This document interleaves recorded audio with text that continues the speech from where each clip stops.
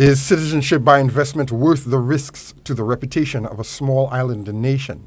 If we know that governments have now begun to really rely on these revenues to keep them going, especially during difficult times, especially when there aren't a lot of alternatives, this can also make us think about some of the risks to keep in mind too. Dr. Christina Surak has studied citizenship by investment extensively and is the author of the book, The Golden Passport. In her recent Sir Arthur Lewis Memorial Lecture at the Eastern Caribbean Central Bank, she spelled out the risks for countries like St. Lucia, which are not in the position to manage the kind of risks that a country like the global CIP leader Turkey can. Citizenship by investment has provided hundreds of millions of dollars in foreign exchange revenue for small island states like those in the OECS. However, that money has come with some risks, including the threat of losing ease of access to Europe and America, the possibility of economic overdependence, money laundering, identity laundering, and security and tax risks, not to mention corruption.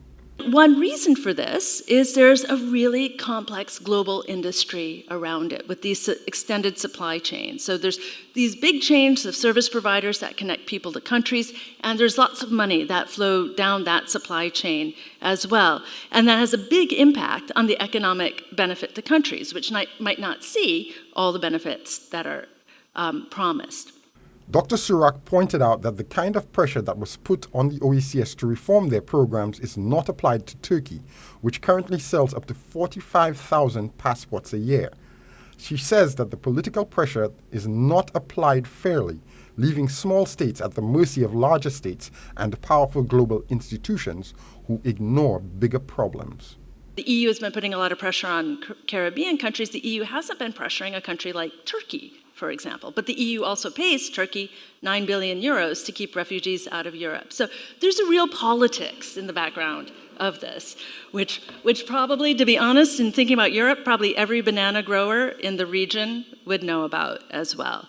CIP attracts political pressure from both domestic and international sources.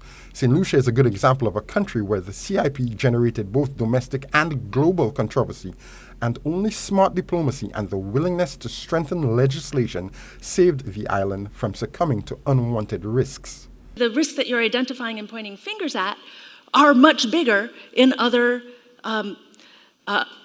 channels that are effectively, as they define it, they're interested in this sort of exchange of documents for financial contributions or money. And if you want to look at the risks around discretionary economic citizenship, gray market documents, diplomatic passports, black market documents, some of these risks are much, much bigger. And so there can be a tendency to finger point as well. For Choice News Now, I'm Jason Seafley.